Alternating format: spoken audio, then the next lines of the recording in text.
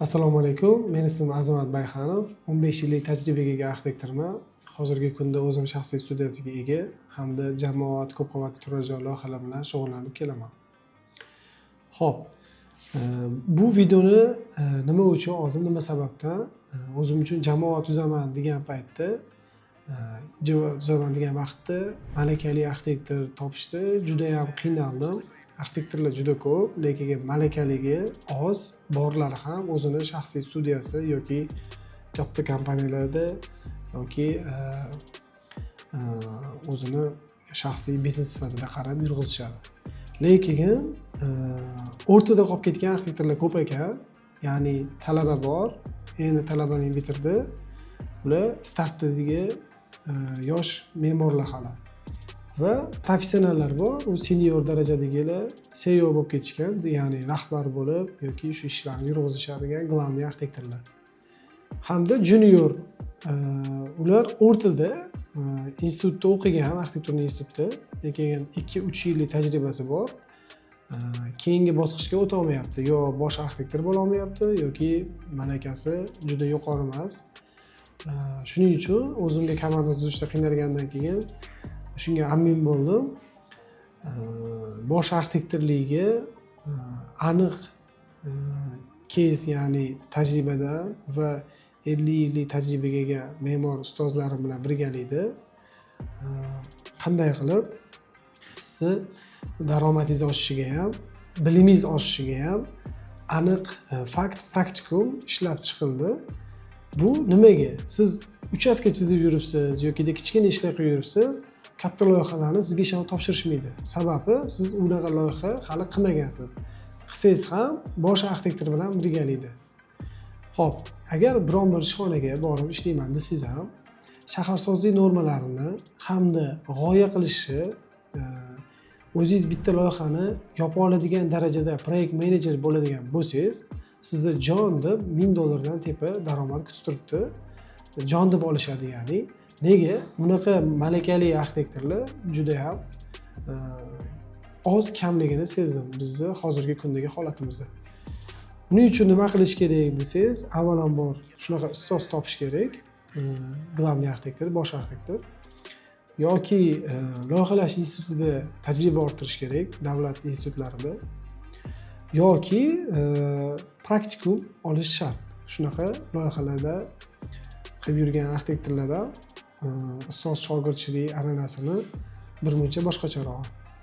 Praktikum nima uchun desangiz, real case'dagi amaliy loyihalarni ishlab chiqilib, g'oyasidan tortib, to ekspertiza xulosa olguncha bo'lgan jarayonlarni boshqaruvi va umumiy tasavvur, masshtabni his qilib olish kerak.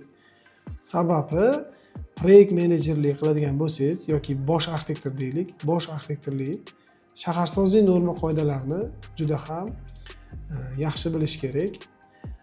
Bu narsani o'qi olish, ekspertizadan o'ta olish bu ham bitta san'at. Sababi yozilgan narsalarni o'qiganingiz bilan tushuntirib beradigan malakali ustoz bo'lish kerak.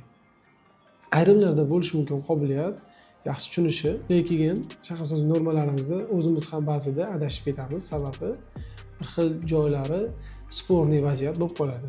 Shunaqa vaziyatda sizga ustoz yordam beradi, chunki u ko'chaga kirib ko'rgan va o'sha ko'chadan o'tgan bo'ladi. Agar siz uchastka loyihalardan yoki kichkina ishlardan o'zingizda выгорание, zerikish hissi qilgan bo'lsangiz, unda sizga tavsiyam praktikum boshlash yoki bosh arxitektorni haqiqatda shogirdi bo'lib yurish. O'sha ustoz deb bila olib, o'sha insondan mukammal hamma etap rabotasini o'rganish, ekspertiza chiqquncha bo'lgan jarayonlar. Bu sizni keyingi bosqichga bilimingizni oshishiga yordam beradi hamda daromadingizni karrasiga oshishiga 2-3 hissa aniq ayta olaman, oshib ketadi. Siz u insonni juda ko'p muammosini o'zingizni olib yechgan bo'lasiz. Sababi ustozlar ham yoki biron bir ishxona, ish joyingiz ham keyingi strategiyani bosqichiga o'ta olmay aylanib turgan nuqtasi bo'lishi mumkin. Siz unga bitta hissa qo'shib ko'p loyihalarni chiqarishda, sifatli chiqarishda katta yordam bergan bo'lasiz. Hozirgi kunda Toshkent shahrida, umuman O'zbekistonda men qiziqib chiqib ko'rdim. Juda ko'pchilik kurs o'tish bilan ovora.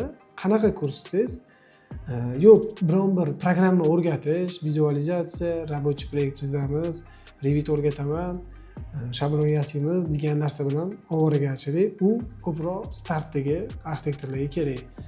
Siz junior darajada bo'lib, gap bo'la olmayotgan bo'lsangiz, sizga ko'proq shaharsozlik normalari bilan g'oya qilish ustida, ya'ni shu yerga o'zingiz pasatka qilib, o'zingiz g'oya qilib, shaharsozlik normalariga mos keltirib, mijozdan TZ bo'yicha ishlab chiqa oladigan arxitektor bo'lsangiz, bu katta natijaga erishdingiz degani.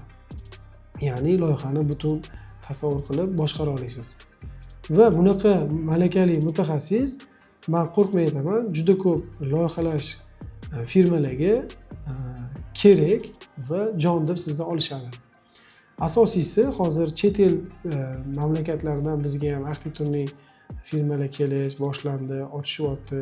Hamma e'lonlarni o'qiydigan bo'lsangiz, chet el mamlakatlaridagi arxitekturnik firma ochganlar bosh arxitektor qidiryapti. Ularga arxitektor, texnik arxitektor kerak emas. Chunki vakansiya sizdan kirib kelaverishadi, uni eshigini taqillatib. Bosh arxitektor bo'lsa, unaqa emas. Главный arxitektor topish juda ham qiyin. Malaka jihatidan ham, tajriba jihatidan ham ko'p ishlar qilgani uchun ham bunaqa insonlarni topish juda qiyin bo'lib qoldi. Siz shunga intilishingiz kerak degan fikrga kelganman. Agarda sizda ham shunaqa muammolar bo'ladigan bo'lsa, pastda havola qoldirib ketamiz. Bizga aloqaga chiqing. Biz birgalikda praktikumni o'tamiz.